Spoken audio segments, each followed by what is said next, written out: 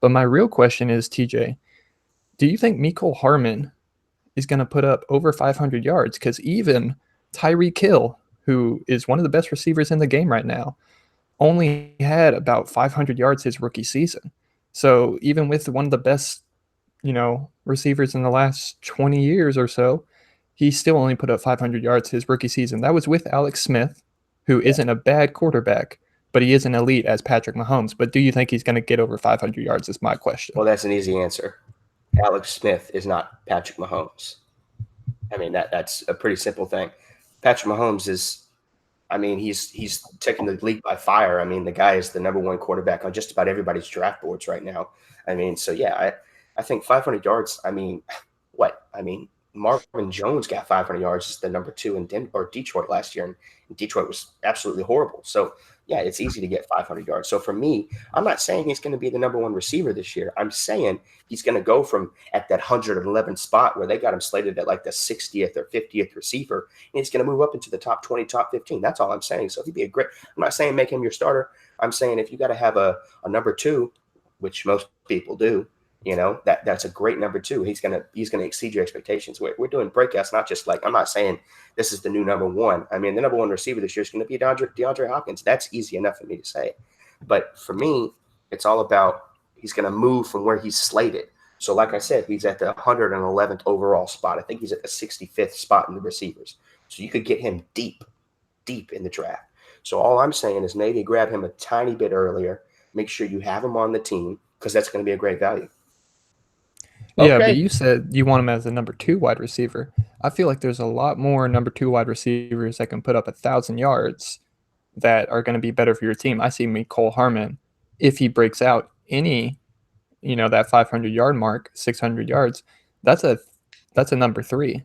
So, I mean, it's kind of hard to put a lot on a rookie other than Juju Smith-Schuster and Calvin Ridley. Those are the only 2 that have really put up a lot of yards in their rookie season in the past couple of years. I do not see Mecole Hardman putting up more yards than either one of them when they were rookie. So, Tyler, I see him as a number 3. Tyler, let me ask you this rhetorical question because all this kind of hinges on Tyreek Hill and the possible suspension.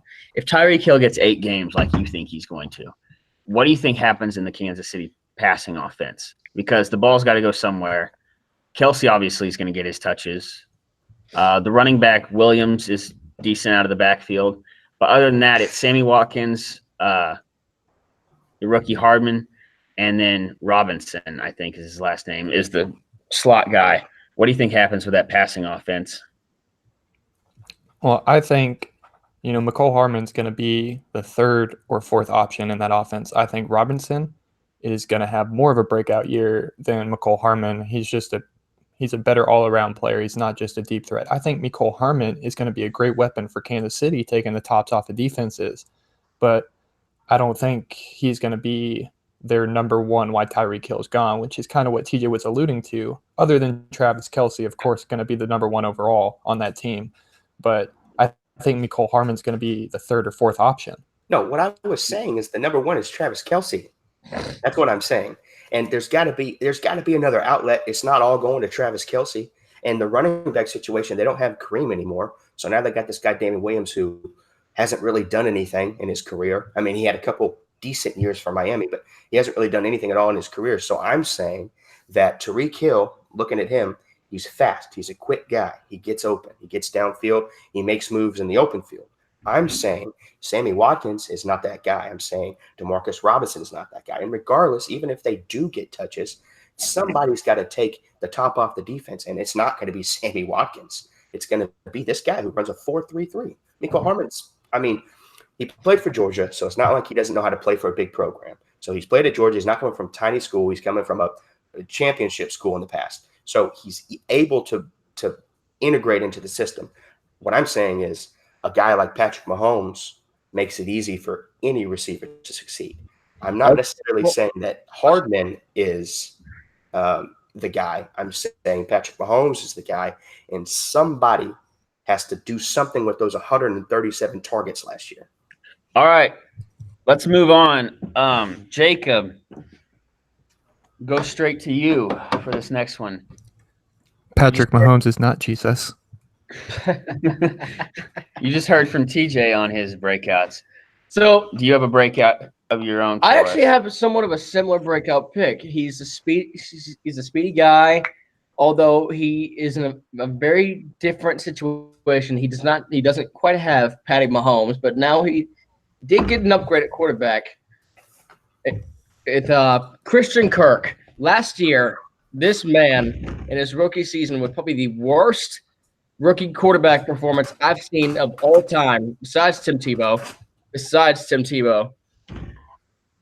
He's 5'11". He's 200 pounds. He's a speedy guy, great agility, great hands, but still somehow got 55 catches last year, 590 yards with the worst quarterback I've seen in a long time. I think he's really going to step it up. Plus, who else do they have over there? I mean, they have a 1,000-year-old Larry Fitzgerald, but they have no other weapons for him. I see Christian Kirk being Kyler Murray's new best friend over there in Arizona. Well, I guess the real question is Kyler Murray going to be good, or is he just another one of those, Johnny Manziel's coming into the league? Well, to be decided, but it does help to have guys like Christian Kirk that can line up outside or in the slot. He can play any position you want on that offense. He's truly a good talent, and when he was in A&M, I mean, he did it all. He returned punts. He lined up outside. He lined up out in the slot. He literally did it all. And I continue to see that happening for Arizona, and I really do see him as a breakout candidate. Not anything huge, but it does help to have David Johnson kind of buffer your offense when you got a rookie quarterback and young receivers not named Larry Fitzgerald. Tyler, you got any opinions on Christian Kirk? What he might do in this offense? I really like Christian Kirk. He did have a good rookie season, like Jacob was saying.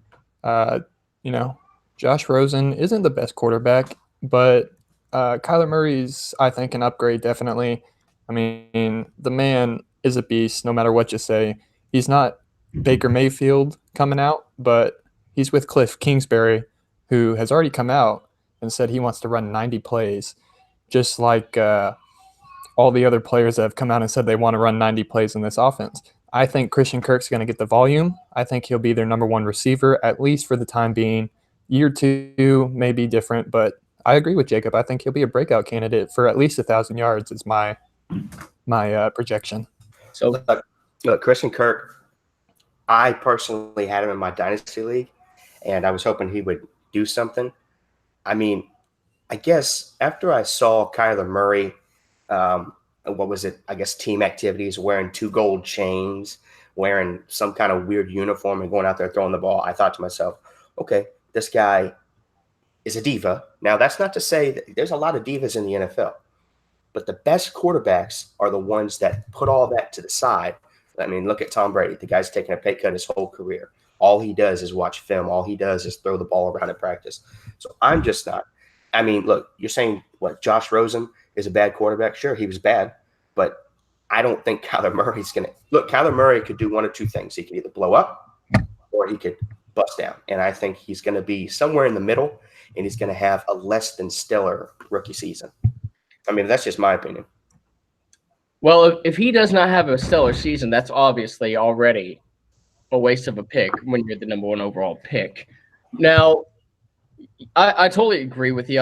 Now, a rookie quarterback should just put up or shut up, in my opinion. But I like the confidence he does have. He's got a lot of confidence. He's got a lot of swagger. I like that. And that's what Baker Mayfield had when he went to Cleveland. Well, what college did he go to, Jake? Oh, he went to Oklahoma. So what does that mean? Hook 'em horns. Hook 'em horns. I do want to say, TJ, that we all seen Cliff Kingsbury at Texas Tech. We're all very familiar with him. We all watch the Big 12 a lot. Cliff Kingsbury will force it to receivers at the expense of everybody else. That's his style. Even when he should run the ball with David Johnson, he's still going to try to force it to the receivers. We've seen that at Texas Tech. That's been his MO for years. So I don't expect him to change a whole lot. a lot of college quarterbacks that come up don't change their MO. They try to have very similar offenses to the one they had in college. So I expect plenty of passes. I expect a lot of Andy Reid looking stuff. I expect a lot of gimmick plays with Kyler Murray. So the question is, in that kind of offense, who benefits? Christian Kirk benefits a lot. David Johnson does not as much. Well, I mean, I do like the Oklahoma connection. I mean, that's pretty sweet. But I yeah, I also mean, like the pick of Tom Brady from the man wearing the Michigan shirt. That seems very biased, doesn't it?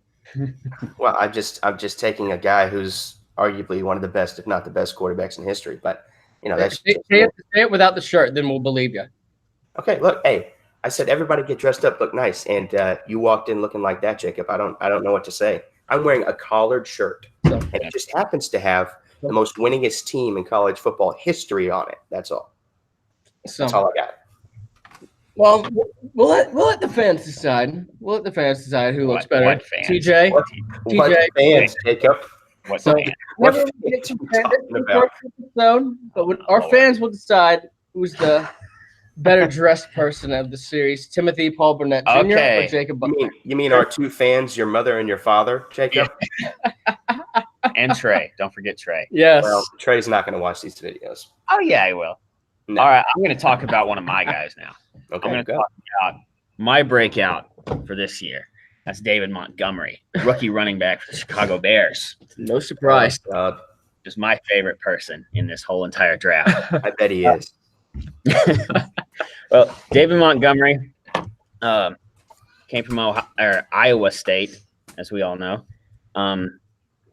He comes into an offense now without Jordan Howard, who's in Philly. So there's a void at the future back. Obviously, Tariq Cohen's not that. We all saw what he's been the last couple of years as the third down running back and receiving running back. Jordan Howard leaving, along with backups, opens up about 300 carries in the Bears offense. They brought Mike Davis in, who I guess has flashed a little bit, maybe. David Montgomery is going to vastly outperform him. I expect David Montgomery this year, his rookie year, to get at least 225, probably 250 carries as a rookie, which is a big, yeah. No, It's a big jump. I think the thing I love about David Montgomery the most is he's got the Kareem Hunt stack. He has the most broken tackles from the FBS the last 2 seasons combined. He had 6 more than Devin Singletary, who's now with the Bills. So he breaks tackles, and Kareem Hunt had that same stat. And we all saw what kind of running back he was. Montgomery is not a slow running back. He's not a burner, but he's not a slow running back. He's elusive. He can run over you. He's not bad catching the ball. That's the only real question mark I have on Montgomery, is whether he'll be featured a lot in the passing game on first and second down. But even if not, as a rookie, he's going to get 225 touches, and he's going to make the most of it. So, I mean, where does that put him in terms of like drafting? I mean, because most of your running backs, the ones you're going to want to take at the top, are the ones that get catches. Yeah, well, that's true. I mean, I understand that. He just didn't get asked to do it a whole lot at Iowa State would be the thing. I mean, NFL teams are going to ask him to do it. Tariq Cohen's not going to come in and everybody just knows it's a pass. They're going to try to pass with David Montgomery on the field too.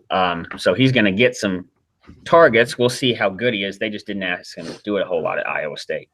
I do think that you're right. The top running backs, that Kamara, Barkley, McCaffrey, Zeke, they all catch the ball. I would attribute David Montgomery's play a little more to the James Conner mold. Not as many pass catches, but a lot of broken tackles when running the ball. where would you draft him in fantasy drafts?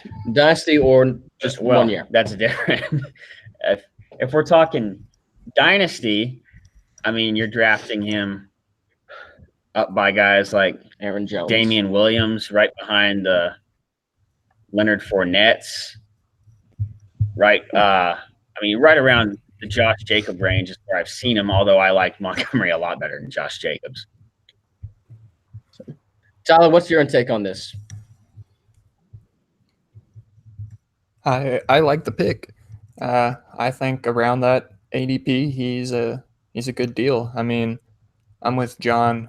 I think that Matt Nagy wants to have a running back that can catch the ball, and Jordan Howard has butter hands, so I mean that's why they got rid of him. It means they're slick. Yeah, They're slick, man. Is that an actual term? You never heard that? I don't know if that's an actual term, but we can make it one. Hey, It is now. Punt the ball. He's got butter hands. punt the ball. Okay. No, it's no punt intended, not punt the ball. Well, then what were we practicing punt the ball earlier for? Jacob, just go ahead and tell all our secrets to everyone, why don't you? Just let them know what we were doing beforehand. You mean to the two fans? Yeah, well, listen, man. Hey, all I know is you just rolled out of bed. I've been up for hours preparing for this thing. That's why I'm wearing it first. Yeah, I was up till like 3:00 last night playing dominoes. Yeah, with well, family company. TJ, well, I can tell. 5 in the morning doing push-ups, listening to Rocky music. That's right. I'm getting this thing going. All right, look, Tyler, I don't know why you're not. Whoa, where are you going, killer? Oh, Tyler's on the move. He's a mobile. Oh yeah, go. Well, my kid just woke up, so I'm trying to get out of that room. Yeah, we could tell. We could hear him. Run away. Well, I was trying to keep my mic away from everything. Let me turn on this light. How's that look? Yeah, that's the only other one with kids in this group I know you're paying. Yeah, you can tell we're pretty professional just by our setup here. So Is that a towel? Are you in the bathroom right now? I might be. People have towels in their bedrooms. This is my studio. What are you talking about? Oh my gosh. Okay, does anybody have any busts? Look, we've done a lot of breakouts. I hate Jacob's pick. I hate Christian Kirk. That's a dumb pick, and I can't stand it. The David Montgomery pick, okay, sure. I love the Mecole Hardman pick. That's a brilliant pick, in my opinion. Yeah, so you're very biased. Do you know that bearded one? Tyler, you haven't gone yet, I don't think. Do you have a bust? Do you have anything, Tyler? Did you prepare anything? Yeah. I have a breakout and a bust, but I'll give you my bust so that you guys can tear it apart, because I was going back and forth on this guy. It's Eric Ebron for the Indianapolis Colts. So I know he had an amazing year last year. He sucked in Detroit. He had 13 touchdowns, which is pretty impressive. But the only thing I'll say about Eric Ebron is, you can't reproduce touchdowns. It's not a constant thing. It's like predicting an injury. You can't predict an injury. You can't predict touchdowns in the NFL. It's just how it works. Eric Ebron's going to be a bust because when Jack Doyle is on the field, Eric Ebron has way less snaps, and he did great with his limited snaps last year, but Jack Doyle got hurt. Not only did Eric Ebron have those amazing games, but he's also super inconsistent because he doesn't get yardage. He just gets touchdowns. He had a 0-point game, a 1-point game, and a 4-point game in fantasy football. That I don't know about you, but I don't want to be drafting Eric Ebron in the 6th round for a 0-point game and then a 13-point game the next week because he caught 1 touchdown. It's just horrible. Not only that, but they brought in my boy, the man, the myth, the legend, Devin Funchess, who is a touchdown machine. He is a tight end in all respects. And they also have Mo Alley Cox, Cox is kind of a sleeper here. He's 6'6", 260 pounds. TJ talk, okay? And he caught 2 touchdowns. Here we go. No, he doesn't need to talk. He's a little biased about. These are my people. These are my people. No, he's still hurt about Ebron. He doesn't need to talk. Hey, let my people speak. Okay, so here's what I'm going to say. Eric Ebron is trash. Now, when he was coming out of college out of North Carolina, he was my number 1 guy. In fact, I said to Jonathan over the phone, I said, you know what? I think the best player in this year's draft is going to be Eric Ebron. Obviously, I was wrong, but I was like, if we can get anybody, I'd like to take Eric Ebron. Instead of taking him, in the 2nd round or something, we went ahead and took him in the 1st round, which was stupid. Jim Caldwell, I do not support that decision.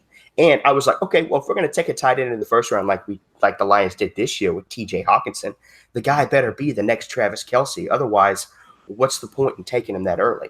So when he came to Detroit, he did absolutely nothing. He was terrible. The ball would get thrown, drop out of his hands. Terrible. He went to the Colts, and he had one good season. So to me, and you're right, Jack Doyle was down, and Jack Doyle is a quality tight end. To me, Ebron was a flash in the pan. It's kind of like a Jimmy Graham thing. I mean, Jimmy Graham. To me, he's not going to do anything. I agree he's a bust. But I also think that was a weak pick at the bust because everybody and their mom thinks that he's a bust. Or maybe that's just me. Maybe I'm biased. I don't know. So, well, the whole thing about it, Eric Ebron, I had him last year in my fantasy team. Oh, my gosh. The funny thing about him, he's such a gadget guy for that offense. Now, will he produce the same numbers? No, he will not. The emergence of Paris Campbell, Devin Funchess to go in the to take some of those red zone targets from him, I truly believe Kyler's right there. But to say he's a full bust, I'm not ready to commit to that. Look, Jacob, he was a top 4 tight end. There's only 3 good tight ends in fantasy. So if he's not in the top 3 tight ends, then he is a bust because otherwise he's going to get 5 points a game. So if he goes from being in the top 3 or 4 to being in the 5 or 6. TJ, you're still just hurt by your production last year at tight end. 11 receiving touchdowns, 2 rushing touchdowns. Tight end is a very sore subject for TJ. 2 rushing touchdowns from Eric Ebron last year, plus 11 receiving. Oh, okay. I thought you said he was going to be a bust. Now you're supporting him, or no? I'm not ready to go full bust. I don't think he'll have the same touchdown production, no. But will he put up similar numbers? I think there's a very, very good chance he still can. Gosh. Well, my whole thing is he's being taken in the late 6th, early 7th round. 2 other tight ends you can get around there is David Njoku and Noah Fant. Both of them, I think, can put up similar numbers to Eric Ebron. And you can get Fant later in the 8th or 9th round. I wouldn't pick, a 6th round pick or 8th round or 7th round pick on Eric Ebron, who you're touchdown dependent. He doesn't get yards. David Njoku can get yards and touchdowns. Noah Fant, he's a great athlete, and I think he can get yards. Eric Ebron, he's just a big guy who stands in the end zone and catches the ball. That's all Eric Ebron is. Yeah. That's all you are, Jacob. Yeah. I'm not a tall guy. So you guys want me to get me to my breakout so I can be in the everyone agreeing or disagreeing with me club? Because it seems like everyone but the person who might know the least about fantasy football, Jacob Butler, disagrees with me about Eric Ebron, which he traded off in his fantasy team. So you don't believe in him either, sir. You're talking about the guy who hasn't made the playoffs yet? Is that who you're talking about? No, I've been in the playoffs. Yes, I am. I have been in the playoffs. Don't you worry about me, brother. Yeah, the losing bracket playoffs. No. Jacob, I've been in the playoffs too with the worst team in fantasy right now. Well, not right now, but the past 2 years, it was the worst team, and I made the playoffs. It's not a big accomplishment. Unless you win the ship, it doesn't matter, Jacob. Winning the losers bracket doesn't matter. You're pretty head today, Will Ferrell, because my team now is the best out of anybody's right here. Let's go. Tyler, give us your breakout. Okay. We can talk about our fantasy teams later. My breakout, though, is a man who I am super high on. I wish that I could get him in our fantasy league, but I don't think I will be able to because I have to give up too much for him. It's Curtis Samuel, the 5'11", 194-pound wide receiver for the Carolina Panthers.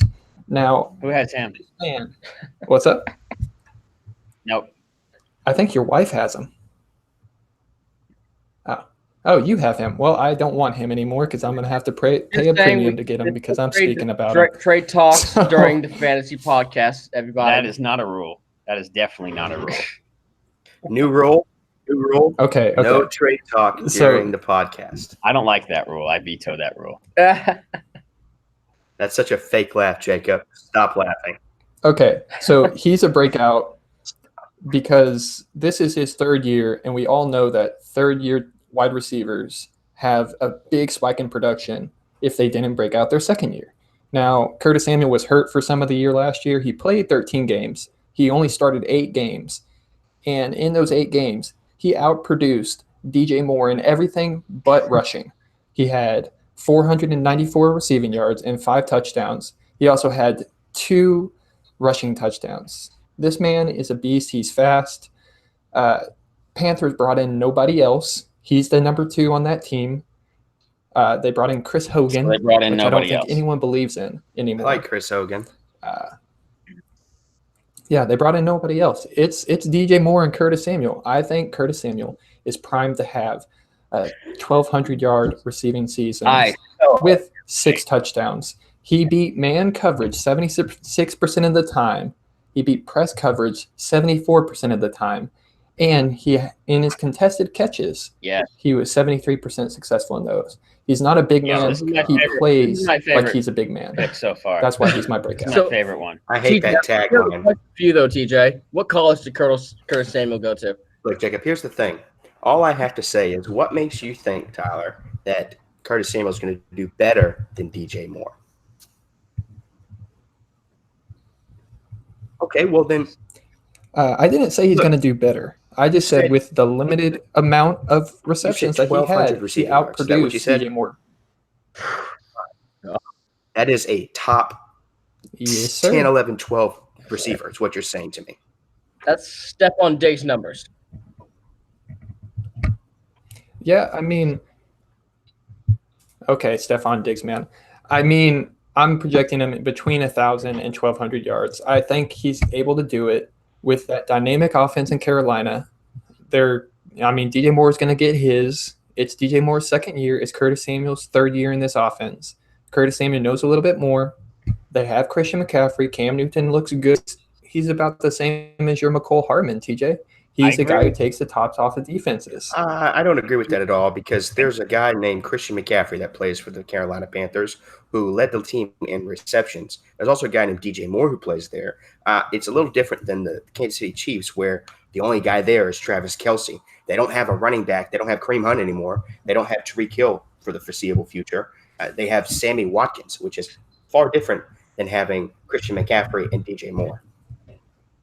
Well, DJ Moore, Christian McCaffrey, what I meant to say, caught over 100 passes, which is amazing for a running back. I believe it was 119. I think you just pulled that out of your butt, but okay. Yeah, go look up the stats so you can tell everybody. That's a lot of production, and that's a lot of receptions. That's most teams' number 1 gets over 100, and everybody else is in the 75 or lower range a lot of times. I think Samuel's production is going to bump. I like him a lot too. I think Carolina's offense is weird.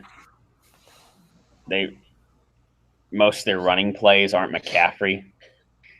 I mean, they are, but it seems like half and half with him, a backup, or Cam Newton. Samuel's good for a lot of things that new NFL is doing: swing passes, reverses, jet sweeps, and he's also the fastest guy on the team, so it helps to take the top off. I mean, I really like the pick. Well, you can never really guarantee. Well, let me. Sorry, go ahead, Tyler. Okay, let me just add this, and I'll be done with Curtis Samuel. We can move on to someone's bust. So with those 39 receptions, he had 494 yards. Do you not think that Curtis Samuel will get 80 receptions? If he gets 80 receptions at his pace, that's 1,000 yards. I don't think that's a ridiculous number. 80 receptions is not a super high number for wide receivers. That's a pretty perfect year for Curtis Samuel with that offense. I mean, I would see a breakout season as 60 catches, maybe 800 yards. That's a breakout season for him. Now, if he goes over the 1,000-yard mark, then no, he deserves to be traded for immediately, I think, in everyone's PPR, Dynasty, whatever league you're in. Trade for him if he gets over 1,000 yards this season. Tyler, I didn't ask you this because I hadn't thought about it yet, but does Curtis Samuel in your research provide anything in the red zone? I don't. I mean, I didn't really look up the red zone production. They still do have Greg Olsen, and they have whatever the other tight end's name is, and of course Christian McCaffrey's a red zone threat. So I mean, I think most of his touchdowns are going to be those 30, 40-yard touchdowns, which is kind of what he is. He's a big breakout type of guy, and I'm just gonna say this so that we have it on the podcast. Curtis Samuel will undoubtedly outproduce Mecole Hardman and every other receiver that has been on this list. You can take that to the bank. I guess I'm not understanding because, in my opinion, and maybe I'm wrong, but I think Patrick Mahomes is better than Cam Newton. I'm probably wrong, though. Statistically, I'm probably incorrect. I also think that Christian McCaffrey is better than Damian Williams. Again, maybe I'm wrong. He was just the number 2 receiver or running back in the league. Maybe I'm wrong. Hey, TJ, I've got one thing to say to you. Urban Meyer. Yeah, it's okay. I wasn't in the middle of talking or anything. Also, in my opinion, Travis Kelce is better than Greg Olsen. So to me, the way it looks, if you're comparing receivers, is you have the number 1 quarterback versus the number 8 or 9 quarterback. It's a little different. Not to mention they have the number 1 receiving back in the league. Okay, TJ, you wanna make a bet on it then that Curtis Samuel will outproduce Mecole Hardman? Oh. We can do a live stream. We can do a payoff. If you think Mecole Hardman's going to outproduce, I think Curtis Samuel's going to outproduce. Whoever outproduces is the winner, and the loser has to do a payoff on the live stream. Okay. What do you think about that, TJ? Whoever loses gets slapped in the face. How about that? Hard. Okay. I look forward to slapping you in the face in December. I'm going to knock those glasses off your face, Tyler. All right. We got to move on past this. Jacob, do you have anything else? Is it impressive, or is it another crack brain thing you have to say? So, well, I Stop being on the table. I did write down a bust pick, and to no surprise to any of my peers, because, well, the man has done jack squat nothing for 5 years. Damian Williams, I've seen drafts where he goes in the first round, the second round, and that's a waste of a pick if you take him anywhere except the 6th round at best. He's a 5-year pro that couldn't get touches in Miami. What do you think is going to be different in Kansas City? I mean, the man does not deserve to have a starting job, to be drafted in any fantasy leagues. Yes, he had a few good games. I'll give him that. He had a few good games. But if we're going to go off of what we already said with 2 other guys already in this podcast, Sammy Watkins not doing jack squat for 5 years, why do we give Damian Williams any credit or give him any time of day? He does not deserve to be drafted high whatsoever. He's just a smokescreen. Don't fall for it. You're going to lose every time in that battle. Look, man, I kind of agree with you. I mean, look, he has 0 production with Miami. I mean, he had some production, but it was nothing good. The only reason I worry about that is because you look at it's the Kansas City Chiefs offense, so everybody can blow up on that team, literally everybody. So I look at it that way. I'm like, that's a kind of a tough bust. Do I think he deserves to go first round? Of course not. That's a dumb pick. But could he be a 2nd or 3rd pick? Sure. I just say with someone like Damian Williams, that's kind of like a high upside and then a pretty low side. So for me, somebody's got to run the ball, and it's looking like that's who's going to run the ball. So somebody's got to get those touches. I don't know. I guess you could be right about that one. I'm not sure. Name me a year where Andy Reid didn't have a good running back. 2019. That's a stupid answer. No, it's not. Now, Andy Reid, yes, he's had Brian Westbrook. Brian Westbrook, Kareem Jamal Hunt. Charles, Spencer Ware had a 900-yard season, Kareem Hunt. Andy Reid doesn't have bad running backs. Well, he's about to. This guy, I whenever I watched him last year, there's nothing special about him that flashes to my eye. There's 0 that he's just a smokescreen. Don't fall for it. 150. Andy Reid is an amazing offensive. He has amazing offensive mindset. That 150-yard playoff game against the Colts in the cold was pretty nice. Oh, one good game. Congratulations, Damian Williams. But he got him there. No, congratulations. He's got one good game. Draft him in the first 3 rounds. You'll be sorry. You will be sorry. Yeah, I agree with Jacob. I think Damian Williams, he just hasn't shown the production to be in the first round. And the Kansas City Chiefs, you can't forget that they also have Carlos Hyde, who, no matter what you think about him, he puts up stats when he's on the field. He was the starter in with Carlos Hyde, it would work even better because that's the guy who had.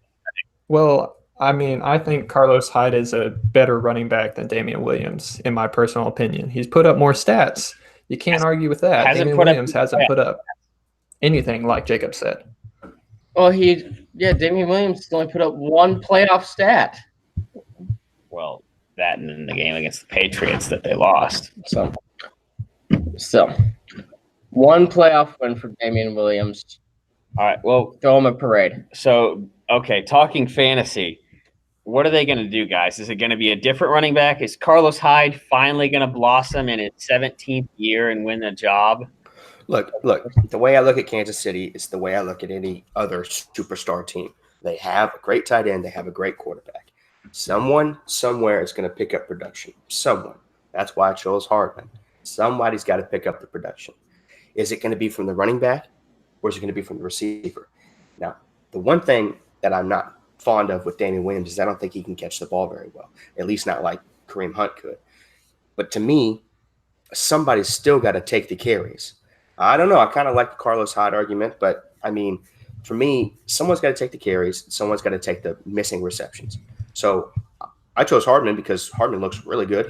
They reached out for him in the second round. They went to get him. It's not like they let him fall to him. They went and got him in the second round.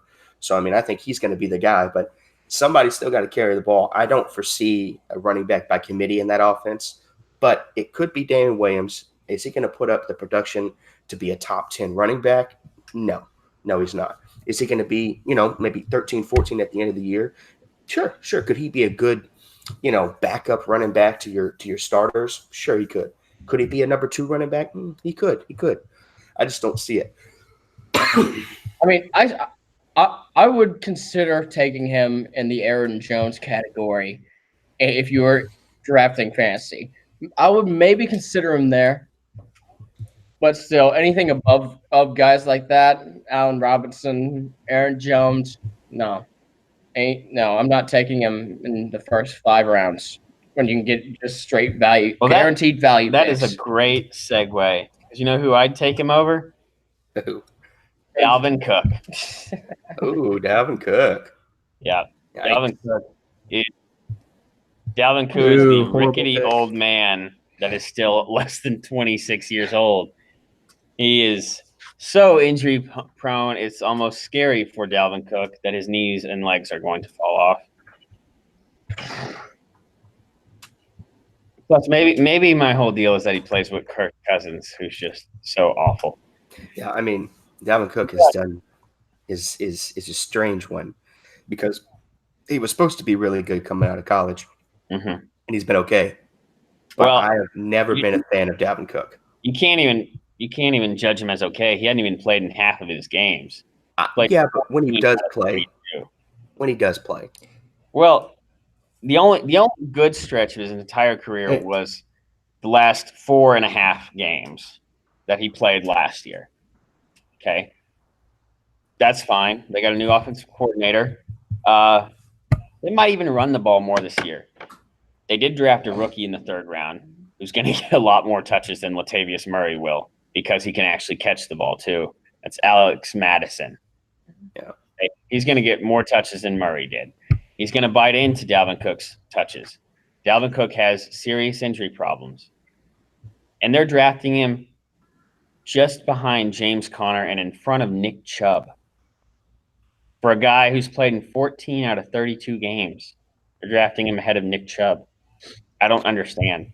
You know, It's not a one guy backfield in Minnesota, and he's not even going to be, from what I'm seeing, a bona fide number one.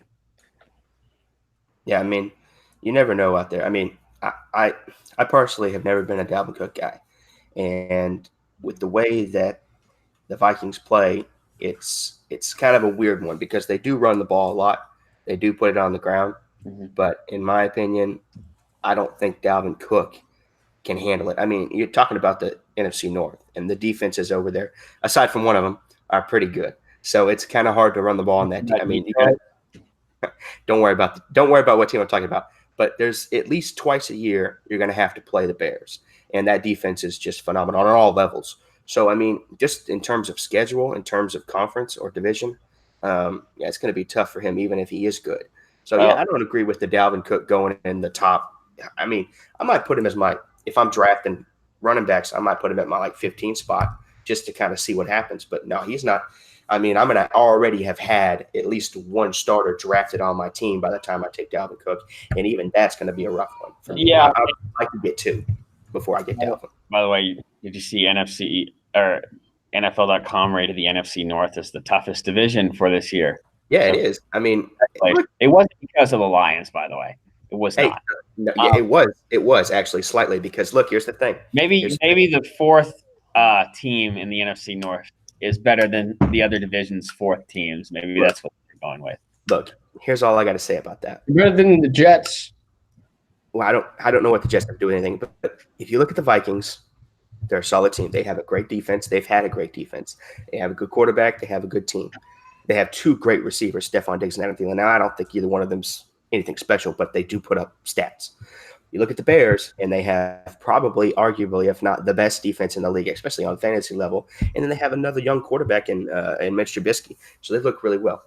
The Lions, I don't know what you think about the Lions, but they're looking dirty this year. Absolutely filthy. 5-11. Yeah, they should be in the trash. Okay, that was not a good joke. That's my prediction for the Lions. The other thing I want to say about Dalvin Cook is I've read a lot when doing research on him that his offensive line has drastically improved. I don't understand how it's drastically improved. They drafted somebody. That doesn't mean it drastically improved. They're eating better. It means they might improve, or they might have the same absolutely horrible offensive line. Well, besides the offensive line, what really, with Dalvin Cook, it's just the magnitude of the injuries that he had. I mean, just his rookie year, and then right after, in his second year, 2 season-ending injuries in his first 2 years. That's what really scares me about him. Now, coming out of college, out of Florida State, I loved the kid. I was hoping that the Cowboys would draft him that year. I was truly hoping that. But does he have the talent to be a top back in this league? I truly think he does, but he can't get out of his own way. With injuries, and then their offensive line is probably one of the worst in the league. So I don't see Dalvin Cook becoming a breakout star anytime soon. Well, I'm saying he's a bust. Well, you have him right behind James Conner. Well, I know. I'm adding to Tyler's point, who thinks he could be a bust.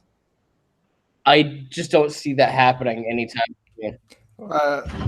I did want to make one point, and apologies to the Vikings and all of their fans out there who probably aren't watching anyway. They did sign Josh Klein from the Titans. So there you go. Yay. Okay. And so I'm going to argue this point because I think Dalvin Cook is one of the bigger breakouts, and he was in my list for breakouts. I just chose Curtis Samuel over him. But Dalvin Cook. So we're going to write off a 23-year-old who's only been in the league 2 years.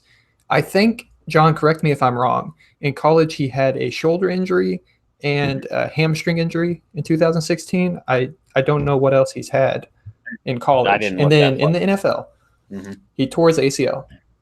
It takes 2 years to get over an ACL. Take it from a guy who's torn it twice. For that. It takes Tyler, 2 years. Okay, so when you tore your ACL, did you go play D1 football? No, TJ, but I mean, it's the same with anyone. When you're a 35-year-old playing in the NFL, do you not think that your body hurts the same as another 35-year-old? That's irrelevant, TJ. If you're playing a contact in the sport, last 4 years, what I'm saying to you for what you have said is he had what were his college injuries again, Tyler? A shoulder injury and what? Hamstring. a So shoulder in the and a last 4 hamstring. years, he's had a shoulder injury, 2 hamstring injuries, and a torn ACL. I don't trust that one bit. So that's kind of adding to his point, injury concerns. But like I said, and the offensive line's not good enough to keep people off of him. Like he's gonna have some good moments. Okay, if he were a healthy guy like Zeke, or a healthy guy like some of the other guys, he's not a breakout because I don't think he has any talent, or he's not a bust for me because I don't think he has any talent. He's a bust for me because he's the exact mold of other guys I've seen who are going to have a career riddled with injuries, and I don't like saying that because that's actually too bad. But he's going to be one of those guys. He's going to have a career riddled with injuries. He obviously has a hamstring problem if he's injured it twice in 3 years or 4 years. So okay, here's what I'll say about Dalvin Cook. In 11 games, he had only 615 yards and 2 touchdowns. Also, he had 2 fumbles. In 11 games, he scored twice and he fumbled twice, and he had 600 yards. So for me, that was off 133 attempts. So for me, yeah, I don't really see any. I understand that was only 11 games. I mean, 16 games is more. But, yeah, he doesn't really put up any production. My whole point is if you're drafting Dalvin Cook, say by Leonard Fournette, or you're drafting him by, I don't know, any one of the Colts running backs, I would say. Marlon Mack's a good example. Thanks, Jake. You're drafting him ahead of guys like Kenyon Drake, I understand. If you're drafting him ahead of or around my guy David Montgomery, I understand that. But drafting him behind James Conner and ahead of Nick Chubb is so much higher than he needs to be drafted. So, well, I think just one more point that TJ wasn't including Dalvin Cook is an amazing pass catcher. He doesn't just run the ball. He averages about 30 yards a game when he's catching the ball. That last year didn't really catch the ball, not as much. I'm not saying he's not a great running back, but Dalvin Cook can catch the ball. He can run. And 30 yards per catch. 2 rules. Yeah. No, I said per game. Oh. But my 2 rules are you can't predict injuries and you can't predict touchdowns in the NFL. ACLs and hamstrings, they go together. If you run out there with your ACL still healing, your hamstring's going to tear. That's how it works. You can't predict touchdowns. He had 133 attempts and he only had 600 yards off of that with 2 touchdowns. You can't predict it, sure, I guess. But he had 4 total touchdowns, 2 receiving, 2 running. He also had 2 fumbles. You can easily predict fumbles. He's been in the league. And no, he had, what did he have? 37 yards per catch. He had 40 receptions this year, 42. What does it say? Yeah, 40 catches this year off of 300 yards. So at the end of the year, he ended off with under 1,000 yards total. And he didn't play that many games. And TJ, you can't predict fumbles. Look at Adrian Peterson coming out of college. He was a fumble machine. Look at him now. He's 34 years old, one of the best running backs ever. What's your point? You can, in fact, predict injuries if they get to a certain point. That's why we were all predicting Tony Romo wouldn't make it that last year. Tony Romo, AJ Green, both guys who predict injuries almost every year. Okay, but Tony Romo had the same exact injuries every year. Dalvin Cook, like I said, okay, he injured his shoulder. He injured his hamstring 3 times. He injured his ACL. When he's in the NFL, he injured his ACL and hamstring. ACL and hamstring go together. I just think he's in for a bigger role. He's completely healed. I don't think he's going to get injured this year. If he's healthy, he's obviously going to have a bigger role because he'll be there. The best ability is availability. And we all hear that all the time. But problem is he doesn't have the offensive line to help him out. He's going to have to break tackles at the line all the time. Okay, so he's going to get hit if he's healthy more than a lot of other running backs quicker. And it's not a one guy job in Minnesota. Alexander Mattison is going to take more touches than you think he is away from Dalvin Cook. So you know who Dalvin Cook really reminds me of, though? An early DeMarco Murray. We had the exact same problem with an early DeMarco Murray. Now, we did throw it. Cowboys did throw it way too much back then, but they didn't have the offensive line that they do now. They had a god-awful offensive line in the early 2010 seasons. Like 2013, where Murray kind of had a breakout year, offensive line was still a work in progress. Until they fixed the offensive line, that's when you can see Dalvin Cook's numbers really skyrocketing to me, because he is the exact same back as DeMarco Murray. I mean, if you say so.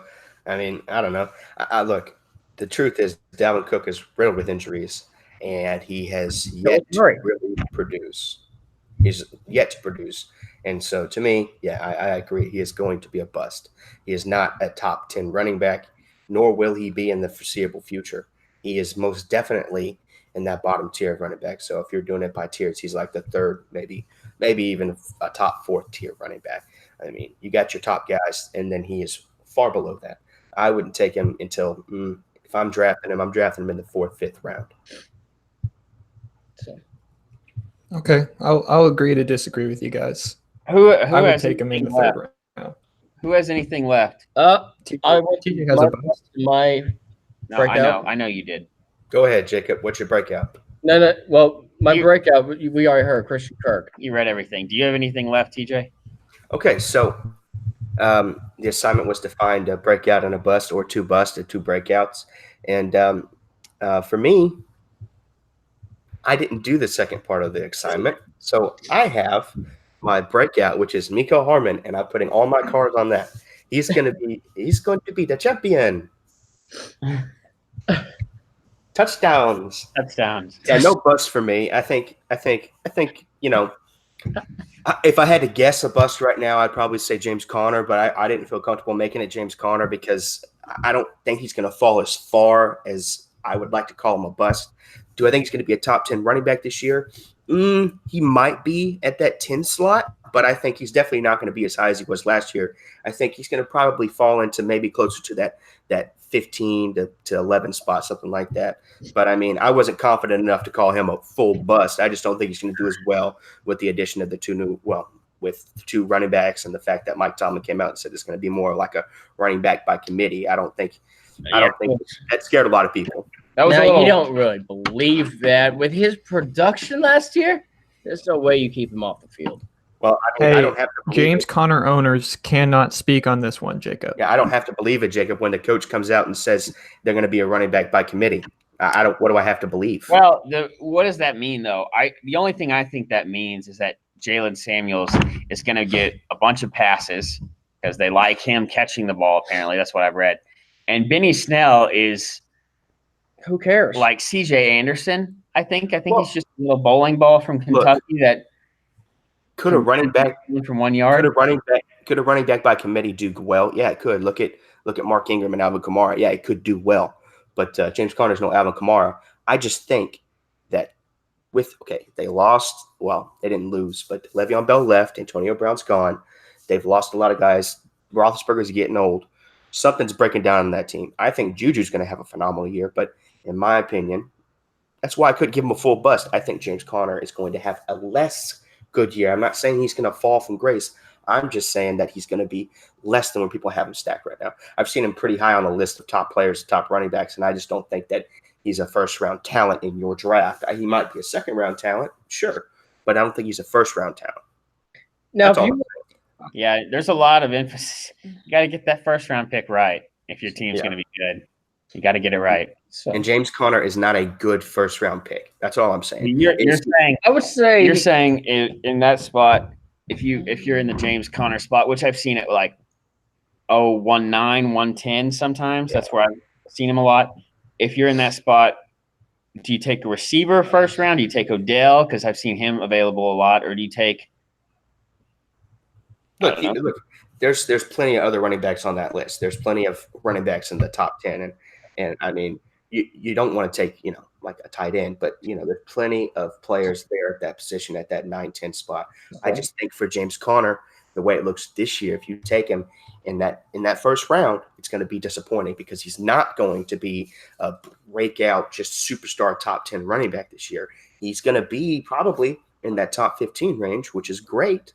But that's not a good pick for your first round player because if you pick someone like James Conner, you pick someone like Dalvin Cook, something like that in the first round, your team takes a massive hit, and you have to have a phenomenal second through. Well, there's the game changing receivers available in the first round.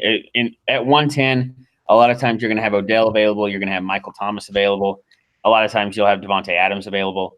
Not this year. Okay. Yeah, why wouldn't you have Devontae Adams available, Jacob? A lot of drafts have had him available. It just depends on what people pick, Jacob. The only for sure ones you can't pick are Barkley, McCaffrey, Zeke, and Kamara. Those are off the board. Everybody else kind of gets screwy in the order. No, look, you're going to have the first – depends on what kind of league you're in, but the first 5 to 6 picks are going to be straight running back. I mean, by that time, James Conner – there too. Huh? Melvin Gordon's probably 5. Yeah, no, I'm saying the first 5 to 6 picks are going to be running backs for sure. And then your top couple of receivers are going to go. So, I mean, by that 9 spot, there's going to be probably a second-tier running back available, but you'd also probably have a first-tier receiver available at that spot. I mean, or, I've been in leagues where quarterbacks have gone in the first round, and that just saves you an extra spot. I've also been in leagues when a couple years ago when Gronkowski went in the first round, and I laughed myself into a Todd Gurley pick 2 years ago. Don't be that guy. Do y'all remember when Aaron Rodgers? If there's ever anybody watching this video, don't be the guy who takes the first round tight end or the low back. Don't be Detroit. Yeah, that's a good way of putting it. Yeah, don't be Detroit. Now, I actually have an interesting point. Who do you feel more comfortable with? Probably around the 110, 19 to 111 area. Who would you? And this is a collective answer. So everyone, all three of y'all, give me your answer. I've got an answer. James Conner, so do you take James Conner, or would you be more comfortable taking Joe Mixon? I've got an answer for you. If Joe Mixon's there, you take Joe Mixon. That's an easy one. But here's what I have to say. Jacob. You said it's like the Detroit Lions. They did take a quarterback in the first round. You got that correct. And you know what happened with that quarterback? He meant tight ends. Doesn't matter what you meant. He is the youngest quarterback to ever reach 30,000 yards in the history of the NFL. So they obviously did well. If Joe Mixon is at that 9-10 spot, I think everybody would agree that should be the pick. I mean, look. Yeah, I'm taking Mixon. Mixon ahead of David Johnson? Well, I don't know. See, that's a different one because David Johnson, that's a tough one. But if David Johnson's got any semblance of a quarterback, he's getting those Kamara-type catch numbers. Yeah, look, David Johnson is a phenomenal running back. At least in the last couple of years, he's been really well. He had a down year last year. Did he have a down year before that? I can't remember. Oh, he just had a couple injuries in the last 5-6 years. But the years he has been healthy, he's had monster catch numbers, which is not. Look, if Joe Mixon's there and David Johnson's there, I'm going to take a chance on David Johnson. I mean, yeah, I would definitely take a chance on David Johnson because David Johnson's upside is a top 5 running back. Joe Mixon's upside is a top 10 running back. So he could still be a top 5, but he's probably more like a top 10 on the upside. And David Johnson's upside is obviously a top 5. So I would definitely take David Johnson. But if it's a comparison to James Conner, I'm skipping James Conner until at least the second round. And if he falls to the second round, then it's a good value pick because if he has a down year, you have a down running back. But if he has a good year, it's a great pick. I still think he's not a full bust. I think he's just going to fall. Yeah, that should be said again. Because I think he's still a 1,000-yard running back. I think he had 13 touchdowns last year. I still think he's a probably 9-10 touchdown guy. But, yeah, there's probably going to be a little drop-off. Yeah. I see that in receiving, mainly. Just receiving mainly for him. That's where I see the downfall. Wow. He had 497 receiving yards last year. So that very well could be where Tomlin sees his his production going down. Well, I don't see how that would go down with the subtraction of a couple key players. I feel like that would be the one spot it would go up. Well, I'm one of just the saying- players wasn't on the team last year. I understand that, but one of the players was what? He's probably the number one receiver in fantasy for the last few years, or at least the top 3 receiver for the past few years, but past 10 years, I guess. I mean, so for me, no, I just think I'm not saying James Conner's full bust. I'm just saying if there is a Joe Mixon there, or if there is, I don't see David Johnson fall into that 9 spot, but if he does fall there, great pick. I mean, I would take most running backs over James Conner, and that you take your top 10 running backs, whoever you decide they're going to be, and James Conner is outside of that list. That's who I would take. There's definitely going to be one of your top 10 running backs there at the 10 spot in the first round. So, I mean, it's pretty obvious if you're in the top 5 picks, you're not taking James Conner anyways. You're taking one of the big boys. But if you got that kind of end of the round pick, yeah, you go somewhere outside of James Conner, even though on a lot of prediction boards he's ranked pretty high, I would skip over him. And if it means taking a top-tier receiver, I would take a top-tier receiver over him. Yeah. All these drafts in 1-9, 1-10, it's pretty consistent that you could take Odell, who I think is going to be the number 1 fantasy receiver this year over there with Baker. You could take Michael Thomas. Devontae Adams slips sometimes, even though he was the number 1 guy last year. He slips down to 110 sometimes. Hopkins usually doesn't make it to 110. He's usually right after Melvin Gordon at 6. The way I've seen it go is your top 3 receivers is usually Devontae. Well, not in any particular order, but DeAndre Hopkins, Devontae Adams, and usually the third one's kind of weird, but it's usually like a Michael Thomas, or I guess you could say Odell. I mean, but yeah, but by that 10 spot, one of those top 3 receivers will still be there. I mean, you've got plenty of running backs to go through before you get to there. So I don't know.